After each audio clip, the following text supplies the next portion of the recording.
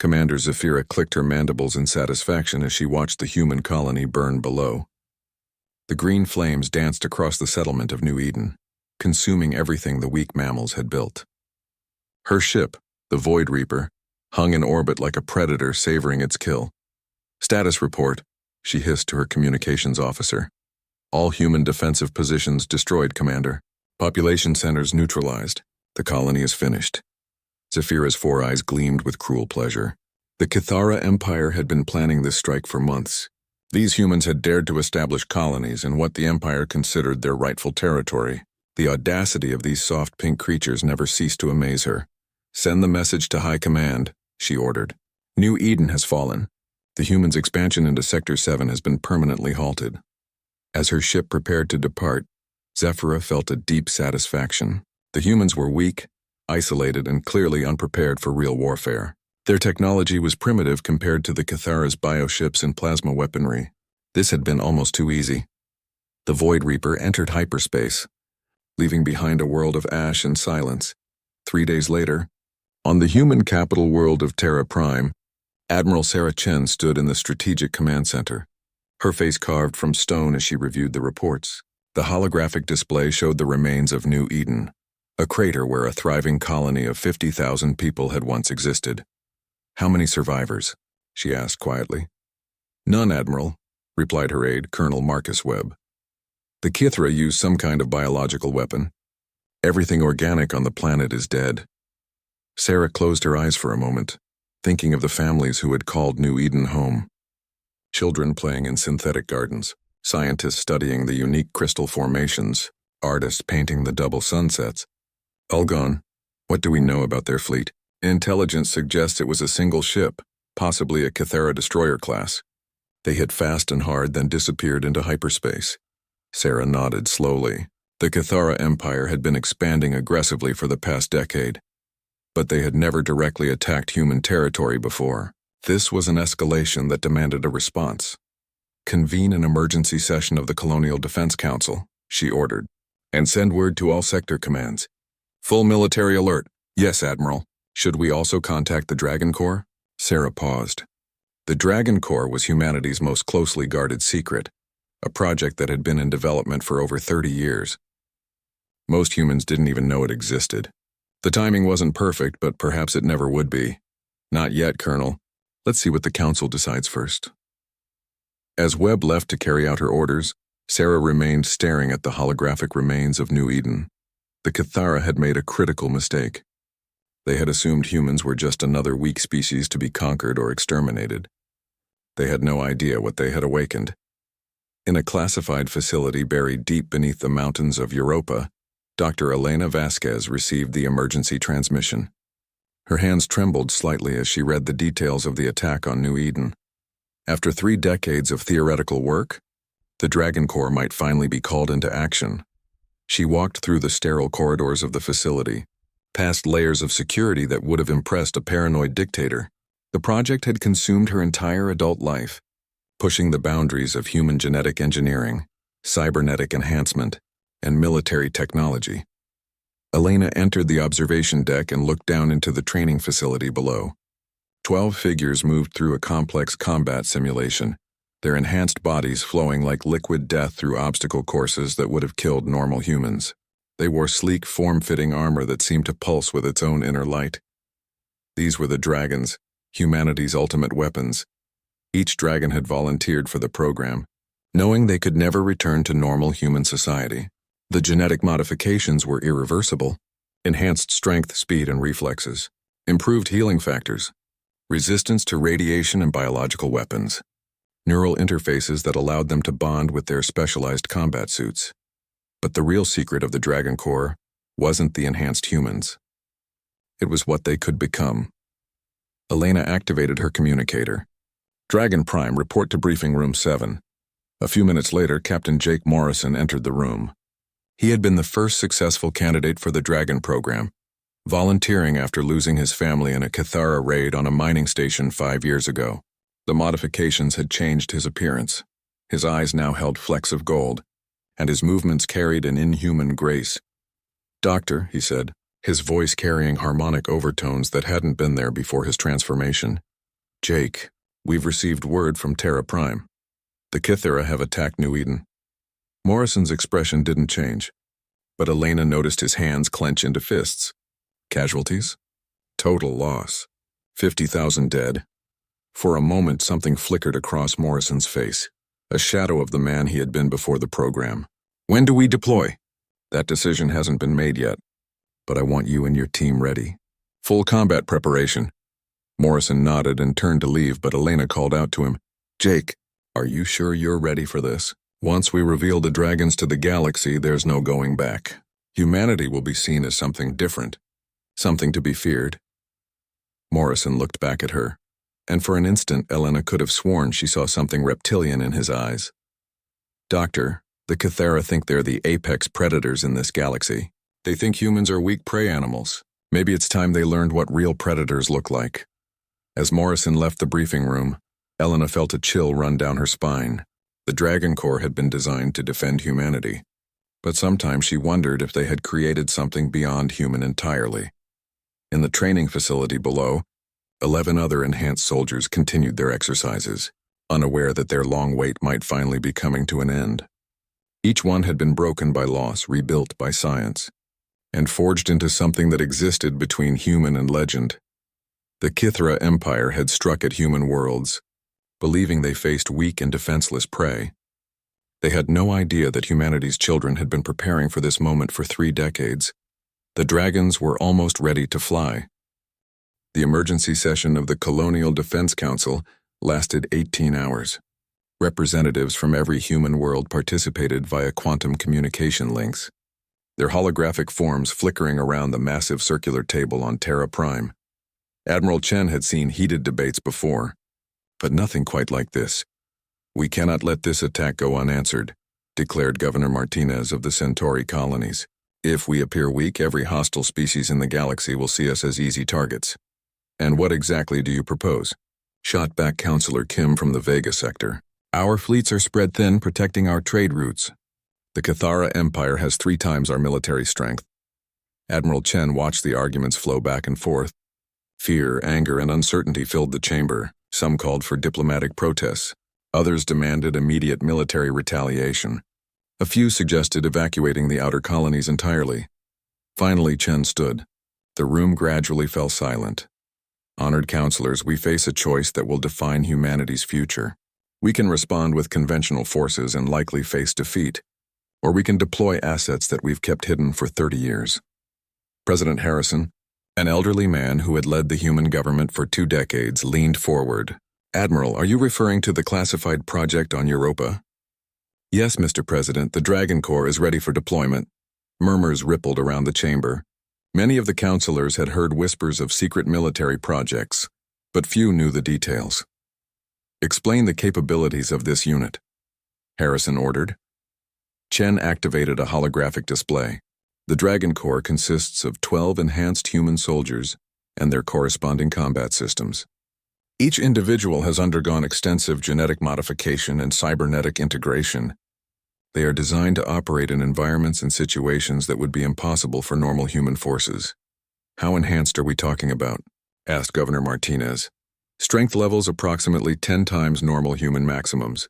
Reaction times measured in milliseconds. Resistance to most known biological and chemical weapons. But their true capability lies in their integration with their combat suits. The hologram shifted to show a sleek, dragon-like armor system. Each suit is a marvel of human engineering. Adaptive camouflage, personal shield generators, integrated weapon systems, and full life support for extended operations in space or hostile atmospheres. But the most remarkable feature is the transformation capability. Several counselors exchanged puzzled glances. The suits can reconfigure into different forms based on mission requirements. Chen continued. Flight mode for atmospheric and space operations, siege mode for heavy assault, and infiltration mode for covert operations. President Harrison studied the display carefully. What are the potential consequences of revealing this technology? Once deployed, every species in the galaxy will know that humanity possesses advanced genetic enhancement and transformation technology. We will be seen as a significant threat rather than a minor colonial power. Is that necessarily a bad thing? Asked Counselor Kim. Admiral Chen's expression grew serious. That depends on whether we're prepared for what comes next. Revealing the dragons will likely trigger arms races, alliance shifts, and possibly coordinated attacks from species that view enhanced humans as an existential threat. The debate continued for another 3 hours. Finally, President Harrison called for a vote. The result was narrow but decisive. 8 votes in favor of deploying the Dragon Corps. 4 against. Admiral Chen, Harrison said formally. You are authorized to deploy the Dragon Corps against Cathara forces. Rules of engagement are at your discretion. Meanwhile, on the Cathara homeworld of Vrathos, High Admiral Korvik received Commander Zafira's report with satisfaction. The human colony had been eliminated with minimal effort, proving that these mammals posed no real threat to the Empire's expansion. Excellent work, Commander. Korvik buzzed through his mandibles. The humans' reaction will tell us much about their true capabilities. Thank you, High Admiral. Should we prepare for retaliation? Korvik's 4 eyes gleamed with amusement. What retaliation? These creatures barely have a functional military. At most, they might send a diplomatic protest. And if they do attempt military action, then we will crush them completely. The Empire has been considering full-scale conquest of human space anyway. This gives us the perfect justification. Korvik dismissed Zafira and turned to his strategic planning staff. The Cathara Empire controlled over 400 worlds and had never encountered a species that could match their military might. Humans, with their soft bodies and primitive technology, certainly wouldn't be the first. Back on Europa, Dr. Vasquez stood in the Dragon Corps preparation chamber, watching her life's work come to fruition. The 12 dragons were suiting up for their first real combat mission, and the atmosphere was charged with anticipation. Captain Morrison approached her, now fully integrated with his combat suit. The transformation was remarkable. He stood nearly 8 feet tall, his armor flowing like liquid metal around his enhanced form. Final systems check complete, Doctor. All dragons report ready for deployment. Jake, I need you to understand something. This mission isn't just about revenge for New Eden. Once you engage the Cathara, humanity crosses a line. We become something the galaxy has never seen before. Morrison's helmet retracted, revealing his modified features. Doctor, I've been thinking about that. Maybe it's time humanity stopped trying to fit in with the rest of the galaxy. Maybe it's time we reminded everyone that Earth didn't produce humanity by accident. What do you mean? Earth is a death world, Doctor. Gravity that would crush most sentient species. Weather patterns that would be considered natural disasters elsewhere. Predators that would be classified as apex killers on any other planet. Humans evolved to survive in hell, and then we got bored and decided to explore the universe. Morrison's armor began to reconfigure, panels shifting and flowing into a more aerodynamic configuration. The Cathara think they're the ultimate predators, but they've never met predators who learn to hunt while dodging meteors, ice ages, and volcanic eruptions. They've never faced a species that looks at the vacuum of space and thinks interesting challenge. Dr. Vasquez watched as the other dragons completed their own transformation sequences. Each suit adapted to its wearer's specialty, some configured for speed and stealth, others for heavy assault, still others for space superiority. The ship is ready, Captain, reported Lieutenant Sarah Park, Morrison's second in command. Her suit had configured into a sleek, raptor-like form, optimized for reconnaissance and electronic warfare. Morrison nodded and looked back at Dr. Vasquez one final time. Doctor, when we get back, humanity will be different. The galaxy will be different. Are you ready for that? Elena Vasquez had spent 30 years preparing for this moment, but she still felt a tremor of uncertainty. Are any of us? Morrison's helmet sealed back into place, and his voice now carried the harmonic resonance of the suit's communication system. Time to find out. Dragons, we have a war to win. As the 12 enhanced warriors boarded their stealth ship, the Shadow of Earth, Vasquez couldn't shake the feeling that she was watching humanity's children leave home forever. They would return as something else entirely, if they returned at all. The Shadow of Earth slipped through hyperspace like a whisper, its advanced stealth systems making it invisible to standard detection methods. Inside the ship's cramped but efficient quarters, 12 dragons prepared for humanity's most ambitious military operation.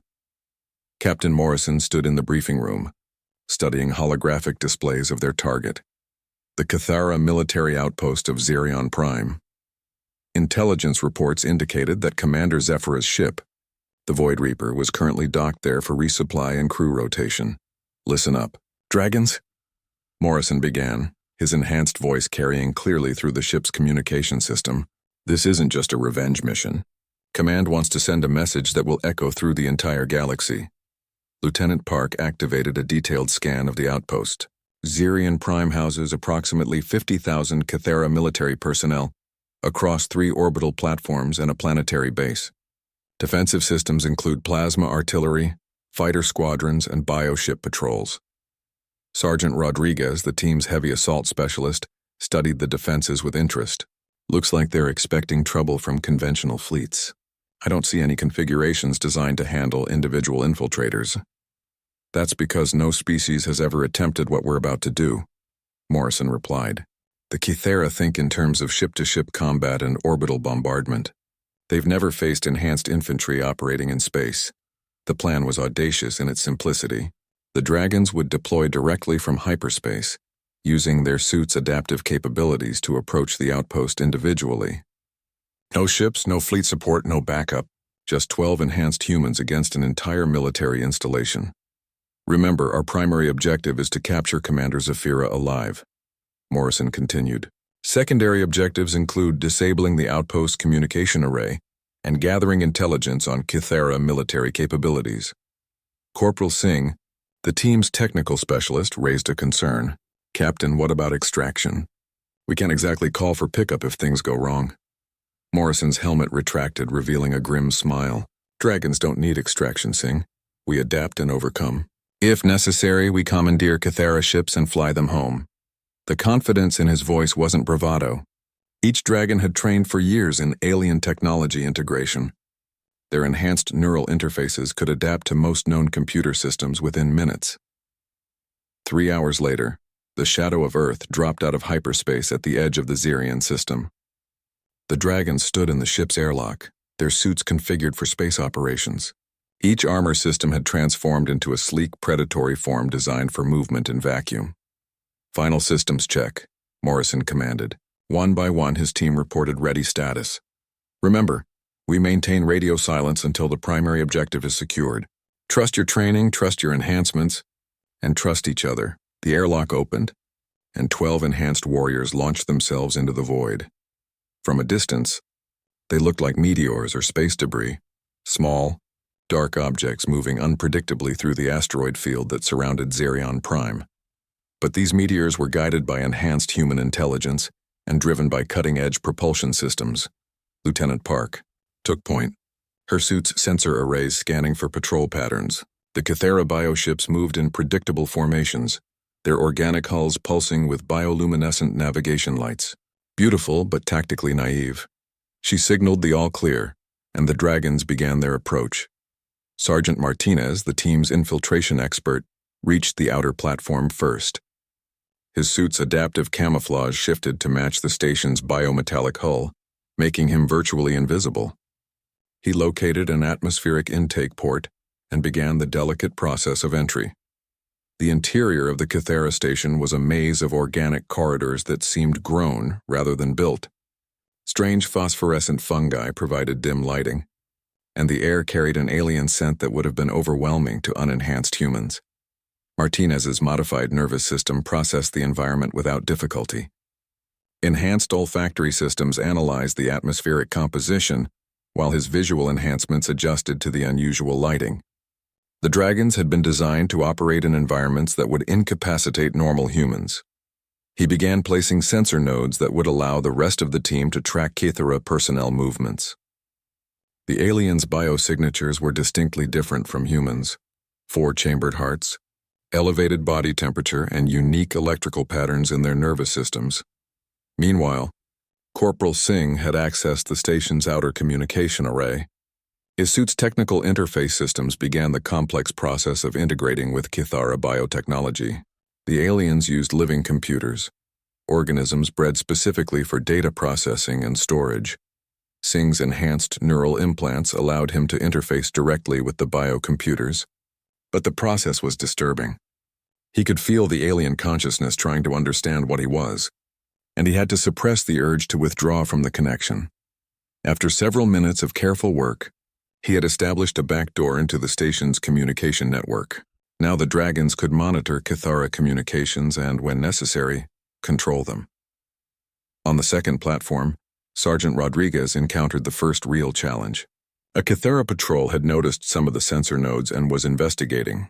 Rodriguez watched from the shadows as 4 alien soldiers examined the human technology with growing alarm. The Kithara were impressive specimens, 8 feet tall, with exoskeletons that looked like natural armor. Their movements were fluid and predatory, and their mandibles clicked constantly as they communicated. Rodriguez made his decision. He couldn't allow them to alert the station to human presence. He moved like liquid death, his enhanced speed allowing him to cross 20 feet of open corridor before the Kithara could react. His suit's integrated weapon systems activated automatically, energy blades extending from his forearms. The fight lasted 12 seconds. Rodriguez stood among the fallen Kithara studying their equipment and physiology. He activated his suit's analysis systems, recording data that would be invaluable for future operations. The alien soldiers had been formidable opponents, but they fought according to predictable patterns. They expected enemies to move at normal speeds, to attack from expected angles, to follow conventional tactics. Dragons did none of these things. In the central platform's command center, Captain Morrison had located his primary target. Commander Zephyra stood before a massive bio-display, reviewing reports from across the Kithara Empire. She was larger than the soldiers Rodriguez had encountered, her exoskeleton decorated with rank markings that suggested high status. Morrison studied the command center's layout. 12 Kithara officers, multiple biocomputer terminals, and what appeared to be a quantum communication array, taking Zephyra alive while avoiding casualties. Among the other officers would require precise timing. He activated his suit's temporal enhancement systems, experimental technology that accelerated his perception and reaction time to superhuman levels. The world around him seemed to slow to a crawl. Morrison moved. The Kithara officers didn't even have time to register his presence. He disabled the communication systems, neutralized the guards, and had Commander Zephyra in custody before anyone in the command center fully understood what had happened. When Morrison's temporal enhancement deactivated, the other officers found themselves staring at an impossible sight: a human warrior holding their commander captive, having appeared from nowhere in a matter of seconds. Zephyra herself was conscious but paralyzed by a neural disruptor. Her 4 eyes tracked Morrison with a mixture of fear and fascination. "Attention Kithara personnel," Morrison broadcast through the station's communication system, his voice translated into their language by his suit's linguistic processors. "This station is now under human control. Resistance will be met with overwhelming force." As alarms began to sound throughout Zerion Prime, the dragons regrouped for the next phase of their mission. They had successfully infiltrated a major Kithara military installation, but the real test was yet to come. The galaxy was about to learn that humanity had evolved beyond the harmless colonists everyone believed them to be. The Kithara response was swift and overwhelming.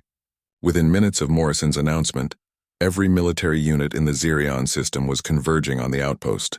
Bioships emerged from hyperspace like angry hornets, their organic hulls pulsing with weapon charges. Lieutenant Park watched the approaching fleet from her position in the communications center. "Captain, we've got 17 capital ships and over 60 fighters inbound." "ETA 4 minutes." Morrison's voice came through the Dragon communication network with calm confidence. "Perfect. Let them come to us." Commander Zephyra struggled against her restraints, her mandibles clicking furiously. Through his suit's translation systems, Morrison could understand her words. "You have no idea what you've done, human. The Empire will crush your pathetic species for this." Morrison studied the captured Kithara commander with genuine curiosity. "That's interesting. You seem to think this is about your empire versus humanity. It's not. This is about predators and prey, and you've made a fundamental error in classification." He activated his suit's medical scanner, analyzing Zephyra's biology in real time. The data would be transmitted back to human command, providing valuable intelligence about Kithara physiology and potential weaknesses. "Singh, what's the status on their communication array?" "Fully compromised, Captain. I can monitor all incoming transmissions and send false data if needed. Rodriguez, how are our defensive positions? Heavy weapons emplacements are neutralized. I've rigged the station's bioreactors with explosive charges. If we need to deny this facility to the enemy, I can turn the whole place into a small star. Morrison nodded. The Dragons weren't planning to hold the station indefinitely. Their mission was to send a message, gather intelligence, and demonstrate capabilities that would fundamentally change the galaxy's perception of humanity. The first wave of Cathara fighters reached the outpost and immediately ran into problems they had never encountered before. The station's own defense systems had been turned against them, but that wasn't the real surprise. The real surprise was the 12 human figures that launched themselves directly into space to engage the fighters. Sergeant Martinez had reconfigured his suit for space superiority combat. His armor transformed into a sleek predatory form with extended sensor arrays and high-energy weapon systems. He moved through the vacuum like a living missile, targeting fighter after fighter with inhuman precision.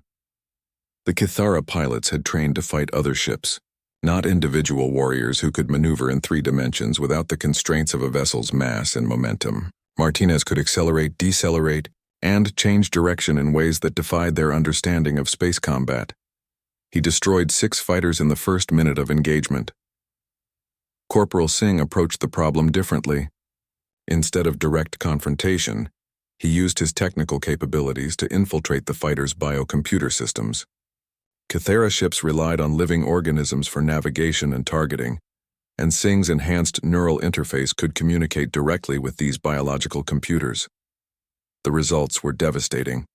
Fighters suddenly found their targeting systems malfunctioning, their navigation computers providing false data, their communication arrays broadcasting static. Some ships began firing on their own forces as their identification systems reported friendly vessels as hostile targets. Lieutenant Park took advantage of the chaos to gather intelligence. Her suit's advanced sensor systems recorded everything: ship designs, weapon capabilities, tactical formations, communication protocols. This data would allow human forces to develop effective countermeasures against Cathara technology. But the most terrifying display came from Captain Morrison himself. As the capital ships approached the station, Morrison launched himself directly at the lead vessel, a massive bio-dreadnought that dwarfed the human outpost. The ship's automated defense systems tracked him but couldn't achieve a targeting lock. His enhanced reflexes and the suit's maneuverability made him impossible to hit with conventional weapons. Morrison reached the dreadnought's hull and began the process of forced entry. His suit's cutting tools made quick work of the organic armor, and he disappeared inside the alien vessel. What happened next would become legend among spacefaring species. Morrison fought his way through the ship's interior, his enhanced abilities allowing him to move faster than the Cathara crew could react. He wasn't trying to capture the ship. He was conducting a demonstration. Every Cathara soldier who tried to stop him was defeated in seconds. Their bioweapons couldn't penetrate his armor. Their superior numbers meant nothing when he could move at superhuman speeds through the ship's corridors. Within 10 minutes, Morrison had reached the bridge and disabled the command crew.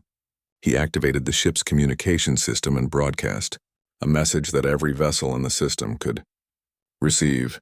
This is Captain Morrison of the Human Dragon Corps.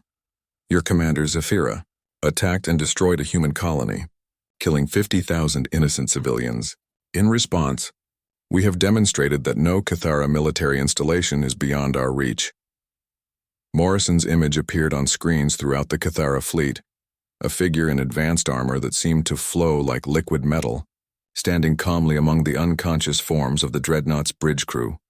The human species offers the Cathara Empire one opportunity for peaceful resolution. Withdraw from all human territories immediately and provide reparations for the attack on New Eden. Refuse, and you will discover that humans are far more dangerous than you imagined. The transmission ended, and Morrison began his withdrawal from the dreadnought. But his message had achieved its purpose. Every Cathara in the system now understood that their most powerful warship had been infiltrated and captured by a single human warrior. As the Dragons regrouped at the outpost, they received an unexpected communication from the Cathara fleet. High Admiral Korvac himself was demanding to speak with the human commander. Morrison accepted the transmission, curious to hear what the Kythra leader would say. Korvek's image appeared on the communication screen, an ancient Kythra with elaborate carapace decorations that indicated supreme authority. His four eyes burned with a mixture of rage and fear. "Human," Korvek said, his voice carrying the weight of absolute authority. "You have committed an act of war against the Kythara Empire. Release our personnel immediately, or we will reduce every human world to ash." Morrison's response was calm and measured. "Hi, Admiral. You seem to be confused about the situation. Your forces attacked our colony first. We are simply demonstrating that humans are capable of responding in kind. You cannot threaten the Empire with 12 soldiers, no matter how enhanced they may be." Morrison smiled, though his expression wasn't visible through his helmet. "Who said there were only 12 of us?" The implication hung in the space between them. If humans could produce 12 enhanced warriors capable of infiltrating a major military installation, how many more might they have? How many Dragon Corp units existed? How many human worlds might be hiding similar capabilities? Korvek's expression shifted as he processed the implications. "What are you?" "We're what happens when a species evolves on a death world and then decides to explore the galaxy." "We're what happens when predators learn to use technology, and we're what happens when you mistake kindness for weakness." Morrison terminated the communication and turned to his team. "Extraction protocols, people. We've delivered our message. Time to go home." As the dragons prepared to leave Zarian Prime, they carried with them the knowledge that they had fundamentally changed the balance of power in the galaxy. The Kythra Empire would never again view humans as weak prey animals, but they had also set in motion events that would reshape the political landscape of known space. Other species would demand to know what else humanity was hiding. Alliances would shift. Arms races would begin. The dragons had won their first battle, but the war for humanity's place in the galaxy was just beginning. News of the Zarian Prime incident spread through the galaxy like wildfire. Within days, every major species had received reports of human warriors who could operate in space, infiltrate heavily defended installations, and defeat superior numbers through enhanced capabilities. On the Galactic Council station of Nexus Prime, emergency sessions convened as representatives from dozens of species tried to understand what humanity had become. Ambassador Telex of the Rigelian Consortium stood before the assembled delegates, his crystalline form shimmering with agitation. "Honored colleagues, we must address the implications of these human dragons immediately. If the reports are accurate, humanity possesses military capabilities that violate several galactic treaties." The Altarian representative, a tall, graceful being with silver skin, raised a concern. "The Treaty of Zephon specifically prohibits genetic enhancement for military purposes. How are we to respond if humans have developed super soldiers?" From across the chamber, the voice of the Arcturian delegation boomed through their translation devices. "Perhaps we should be asking why the Kythra attacked a human colony without provocation. The humans appear to have responded proportionally to an unprovoked assault." Ambassador Vex of the Kythera Empire stood slowly, his massive form dominating his section of the chamber. "The Kythera Empire's territorial expansion is a matter of internal security. These humans have revealed weapons that threaten the stability of the entire galaxy." The debate raged for hours, but the underlying current was clear: fear. Every species in the chamber was reconsidering their assumptions about humanity. If humans could produce 12 warriors capable of neutralizing a major military installation, what other capabilities might they possess? Meanwhile, on Terra Prime, Admiral Chen found herself dealing with a very different set of problems. Intelligence agencies from every major power were requesting meetings. Trade negotiations were being rescheduled. Military attachés were asking pointed questions about human defensive capabilities. "Admiral," President Harrison said during their private briefing, "the Dragon's success has created complications we didn't anticipate. The Vegan Federation is demanding inspections of our military facilities. The Centaurian Alliance wants to renegotiate our defense treaties." Chen nodded grimly. "We knew this would happen, Mr. President. The question is whether we're prepared for the next phase." "What do you mean?" "Other species will now assume we have more Dragon Corps units. They'll want to know how many enhanced soldiers we possess, what other weapons we might have developed, and whether we represent a threat to galactic stability." Harrison studied the reports from various diplomatic channels. "Do we, sir? Do we represent a threat to galactic stability?" Chen considered the question carefully. That depends on how we choose to use our capabilities. The dragons were designed as defensive weapons, but any technology can be repurposed for offensive operations. On Europa, Dr. Vasquez was dealing with her own challenges. The success of the Dragon Core had validated 30 years of research, but it had also raised new questions about the future of human enhancement. She stood in her laboratory, reviewing the data transmitted back from Xerion Prime.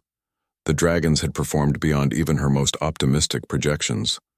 Their integration with alien technology, their adaptability to unknown environments, their combat effectiveness, everything had exceeded expectations. But the psychological profiles were concerning. Each dragon showed subtle but measurable changes in brain chemistry and neural activity. The enhancements weren't just physical, they were affecting the warrior's fundamental psychology. They were becoming something that wasn't quite human anymore. Dr. Vasquez, her assistant, called out, "You have a priority communication from Dragon Prime." Elena activated the secure channel and found herself looking at Captain Morrison's enhanced features. He was aboard the Shadow of Earth, returning from their successful mission. "Jake, how are you feeling?" Morrison paused before answering, and Elena noticed the subtle shifts in his expression that indicated his enhanced nervous system was processing information at superhuman speeds. "Different, Doctor. We all are. The mission wasn't just successful, it was enlightening." "What do you mean?"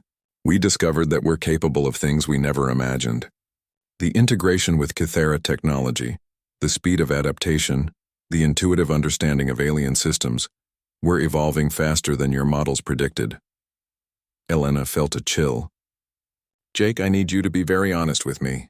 Do you still feel human?" Another pause, longer this time. "I feel like what humans are becoming, Doctor. The question is whether baseline humanity is ready for that evolution." The conversation was interrupted by an urgent alert. Elena's screens lit up with incoming data from the outer monitoring stations. "Captain, we're detecting massive fleet movements throughout the galaxy. It looks like every major power is repositioning their military assets." Morrison's image flickered as he accessed his own tactical displays. "Confirmed, Doctor. The Rigelians are moving 3 battle groups toward human space. The Altarians have activated their reserve fleets. Even the normally peaceful Arcturians are mobilizing. Are they planning to attack us? Unknown. Could be defensive positioning in case of wider conflict. Could be preparation for coordinated action against humanity. Either way, we need to be ready." Elena terminated the communication and immediately contacted Admiral Chen. The political ramifications of the Dragon Core success were manifesting faster than anyone had anticipated. Within hours, President Harrison convened another emergency session of the Colonial Defense Council. This time, the debate focused on a single critical question: how should humanity respond to the galaxy's apparent fear of their enhanced capabilities? "We have 3 options," Admiral Chen explained to the assembled leaders. "We can attempt to reassure other species that we pose no threat, potentially revealing more about our capabilities than we're comfortable sharing. We can maintain strategic ambiguity and hope that uncertainty deters aggressive action, or we can demonstrate that any attempt to suppress human development will be met with overwhelming force." Governor Martinez leaned forward. "What does the Dragon Corps recommend?" Chen activated a communication link to the Shadow of Earth. Captain Morrison's enhanced features appeared on the chamber's main screen. "Captain Morrison, you've had direct contact with alien forces. What's your assessment of their likely response to recent events?" Morrison's reply came without hesitation. "Mr. President, Counselors, the galaxy operates on predator-prey relationships. We've just announced that humans are no longer prey. Some species will respect that and adjust their behavior accordingly. Others will see us as a threat to be eliminated before we become too powerful." "And your recommendation?" "Full disclosure of Dragon Core capabilities to our allies, strategic misdirection to neutral parties, and clear demonstration of our defensive resolve to potential enemies. Half measures will be interpreted as weakness." Counselor Kim raised a concern. "Captain, if we reveal our full capabilities, won't that trigger an arms race?" Morrison's expression carried a hint of something that might have been amusement. "Counselor, the arms race started the moment the Kythera attacked New Eden. The question isn't whether other species will try to match our capabilities, it's whether they'll succeed before we develop even more advanced systems." The implication was clear. The Dragon Corps represented just the beginning of human military enhancement. There were other projects, other capabilities that hadn't been revealed yet. President Harrison made the decision that would define humanity's future relationship with the galaxy. Admiral Chen, you're authorized to proceed with Phase 2 of the Enhanced Defense Initiative. Captain Morrison, prepare your team for expanded operations. If the galaxy wants to know what humans are capable of, we'll show them. As the session ended, Elena Vasquez realized that her dragons had become the catalyst for a fundamental shift in galactic politics. Humanity was no longer the peaceful, harmless species that other powers had taken for granted. The question now was whether the galaxy was ready for what humans were becoming, or whether fear would drive them to attempt the impossible, stopping human evolution through force. Either way, the dragons would be ready. 3 weeks after Xerion Prime, the galaxy's worst fears materialized in the Tau Ceti system. A combined fleet from 5 different species, Rigelians, Altarians, Vegans, Centaurians, and even some Kythera vessels, had assembled for what they termed a peacekeeping intervention. Admiral Chen watched the tactical display with grim satisfaction. Intelligence had predicted this response almost perfectly. Fear of human enhancement capabilities had overcome traditional rivalries and created an unprecedented alliance against humanity. Fleet composition, she asked her tactical officer. 237 capital ships, over 800 fighters, and what appears to be 3 planet-killer weapons. Combined crew estimated at 4 million personnel. Chen nodded. The alien alliance had assembled the largest military force in recorded galactic history. They intended to end the human threat before it could spread. Status of our own fleet: 47 ships, including 12 carriers equipped with Dragon deployment systems. Total crew complement 90,000. The numbers were stark. Humanity faced a force 5 times larger than their conventional military could handle. But conventional military wasn't what the aliens would encounter. Signal all Dragon Corps units, Chen ordered. Operation Dragonfall is now active. Across human space, a transformation began that the galaxy had never witnessed. The 12 original dragons had been only the beginning. Over the past month, emergency protocols had activated additional enhancement facilities. Volunteers from every branch of human military service had undergone accelerated modification procedures. Now, instead of 12 dragons, humanity fielded over 200 enhanced warriors. Captain Morrison stood in the briefing room of the flagship Terra's Wrath, addressing the largest gathering of dragons in human history. The assembled warriors represented the absolute pinnacle of human military evolution, each one a perfect fusion of enhanced biology and advanced technology. Ladies and gentlemen, Morrison began, today we face the combined might of 5 galactic powers. They come here believing that superior numbers will overcome human ingenuity. They're about to learn why that assumption is fatal. Lieutenant Park, now promoted to Dragon Commander, activated tactical displays showing the approaching alien fleet. Intelligence indicates they plan to demand our surrender and the immediate cessation of all enhancement programs. When we refuse, they'll attempt to destroy our defensive positions and occupy our worlds.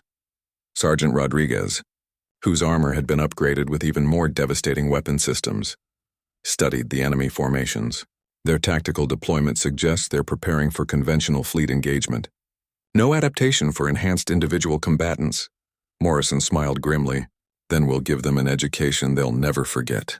The plan was audacious even by Dragon Corps standards.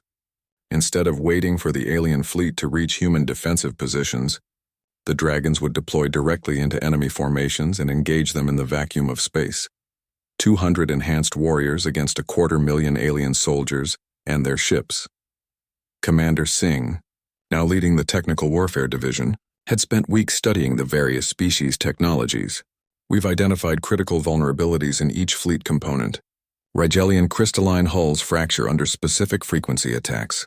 Altarian bioships rely on central nervous clusters. Vegan mechanical vessels have single-point failure nodes. The dragons launched from their carriers in waves, their suits configured for maximum space combat effectiveness. To outside observers, they looked like a cloud of metallic insects, spreading across the void between the fleets. But these insects had stingers that could cripple starships. The first contact came when Dragon, Squadron Alpha, reached the Rigelian battle group. The crystalline beings had arranged their ships in a defensive formation that should have been impenetrable to conventional. Attack dragons weren't conventional. Commander Martinez led her squadron in a three-dimensional assault pattern that confused Rigelian targeting systems. Her enhanced reflexes allowed her to navigate through defensive fire that would have vaporized normal fighters, while her suit's adaptive weapons found the resonance frequencies that shattered crystalline hulls.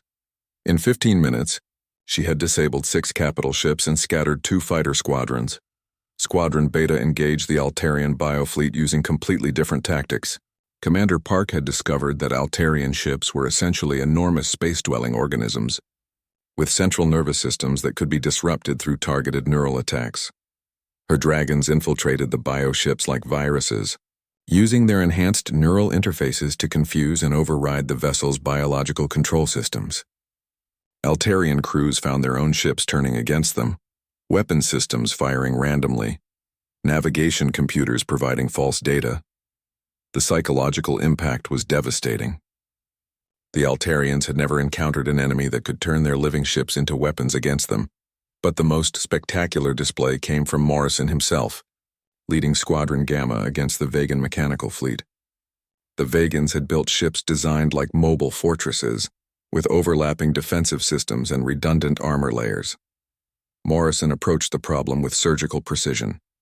His enhanced abilities allowed him to identify the single critical component in each vessel, the central processing unit that coordinated all defensive systems. He moved through enemy formations like a guided missile, systematically destroying the brain of each ship, while avoiding their massive firepower. The sight of a single human warrior disabling ship after ship with apparent ease created panic throughout the alien fleet. Their commanders had prepared for every conventional tactical scenario except the one they now faced. As the dragons pressed their attack, the alien alliance began to fracture. Rigelian ships started withdrawing after losing a third of their battle group. Altarian vessels fled when their bioships began attacking each other. The Vegans maintained formation longer, but even their discipline cracked when Morrison single-handedly destroyed their flagship. High Admiral Korvek, commanding the Kythera portion of the fleet from his massive dreadnought, watched the battle with growing horror. His sensors showed impossible readings, individual human warriors moving faster than his ships could track, surviving in vacuum without life support, engaging capital ships in single combat and winning. All ships, concentrate fire on the human warriors, he commanded. Ignore their fleet, destroy the enhanced soldiers. The order came too late. The dragons had already achieved their primary objective, demonstrating that numerical superiority meant nothing when facing opponents who operated outside conventional parameters. Commander Rodriguez received the order to deploy the ultimate demonstration. Her squadron had been equipped with experimental technology that even the other dragons didn't know about, miniaturized antimatter charges that could create explosions visible from light years away. She selected the largest Kythera ship, a bioforge vessel designed to construct new warships, and began her final approach. Her suit's stealth systems made her invisible to conventional sensors, and her enhanced speed carried her through the ship's defensive perimeter before the crew realized they were under attack. The antimatter charge detonated in the bioforge's primary reactor chamber. The explosion lit up the Tau Ceti system like a newborn star. The bioforge, a ship the size of a small moon, simply ceased to exist, leaving only an expanding cloud of superheated plasma. The message was unmistakable. Humans possessed weapons that could erase capital ships from existence. Admiral Korvek's courage finally broke. All Kythera vessels withdraw immediately. Signal the other fleets to retreat. But the retreat had already begun. The combined alien fleet, assembled with such confidence and overwhelming numbers, scattered like leaves before a hurricane. Within an hour, human space was clear of hostile vessels. Morrison regrouped his dragons aboard the Terra's Wrath, where Admiral Chen waited with a mixture of pride and concern. "Casualties?" she asked. "0 fatalities, Admiral. 3 dragons sustained minor damage to their suits. All systems operational." Chen studied the tactical reports with amazement. 200 enhanced warriors had routed a force of nearly 250,000 enemies without losing a single combatant. "Captain, what you've accomplished here will reshape the galaxy's entire political structure. Every species will need to reconsider their relationship with humanity. Morrison's enhanced features showed traces of something that might have been satisfaction. With respect, Admiral, that was the point. The galaxy needed to understand that attacking humanity carries consequences they can't afford to pay. As reports of the battle spread throughout known space, the political ramifications began immediately. The failed intervention had demonstrated that humanity possessed military capabilities that rendered traditional fleet warfare obsolete, but it also raised uncomfortable questions about what else humans might be hiding, and whether any species could coexist with beings who had transcended their original biological limitations. The dragons had won another victory, but they had also accelerated humanity's evolution beyond the point of no return. 6 months after the Battle of Tau Ceti, the galaxy had settled into an uneasy new equilibrium. The failed intervention had shattered old alliances and created unexpected partnerships. Some species sought treaties with humanity, hoping to benefit from association with the new galactic power. Others retreated into isolationism, afraid to provoke further demonstrations of human capabilities. Captain Morrison stood on the observation deck of the new orbital facility orbiting Earth, Dragon Command, the operational headquarters for humanity's enhanced forces. Through the transparent aluminum windows, he could see construction crews assembling additional training platforms and research laboratories. The Dragon Corps had grown from 12 individuals to over 1,000 enhanced warriors, with more volunteers completing the enhancement process each week. But growth brought new challenges that Morrison hadn't anticipated when he first volunteered for the program. "Sir," Lieutenant Park approached, her own modifications now so advanced that she moved with inhuman grace. "We have the final reports from the diplomatic missions." Morrison accepted the data pad, reviewing the summary of humanity's expanding influence. The Arcturian Collective had formally requested a defense alliance. The Rigelian Consortium was offering trade concessions in exchange for non-aggression guarantees. Even some Kithara worlds were seeking independent negotiations, distancing themselves from the Empire's aggressive policies. "What about the resistance movements?" Morrison asked. Park's expression darkened. "Growing stronger, sir. The Purist Coalition has gained support from 17 species.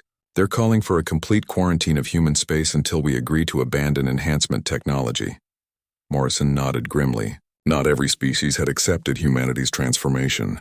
The Purist Coalition represented those who viewed human enhancement as an existential threat to natural evolution. Their leader, a Zephyrian philosopher named Korith, had declared that enhanced humans were no longer part of the galactic community. "Intelligence suggests they're developing counter-enhancement weapons," Park continued. "Biological agents designed to disrupt human neural modifications, electromagnetic fields that could disable our suits, even theoretical weapons that target enhanced DNA specifically." Morrison studied the reports with concern. The dragons had proven dominant in conventional warfare, but they had also painted targets on their backs. Every species in the galaxy now knew that humans were evolving beyond their original biology, and some viewed that evolution as an invasion that needed to be stopped.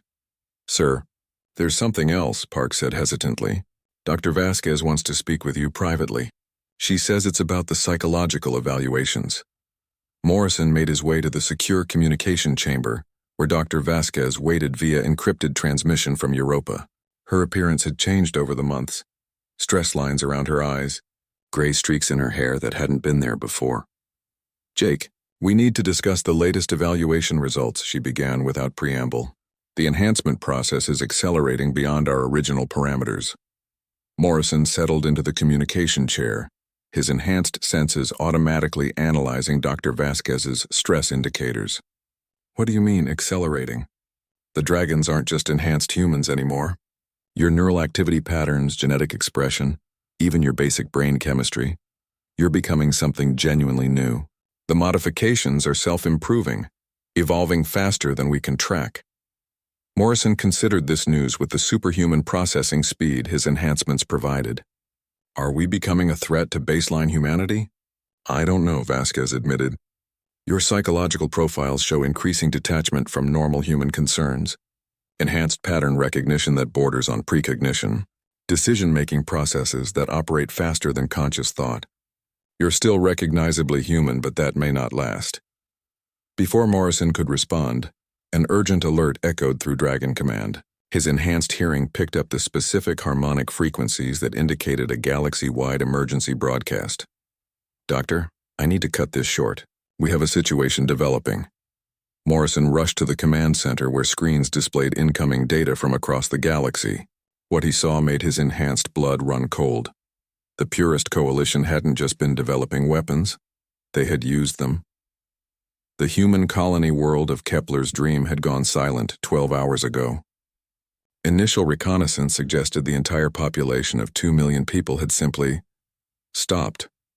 No explosions, no obvious damage, no signs of conventional attack. The colonists had just ceased all activity simultaneously. Analysis? Morrison demanded. Commander Singh, his face pale with shock, provided the preliminary findings.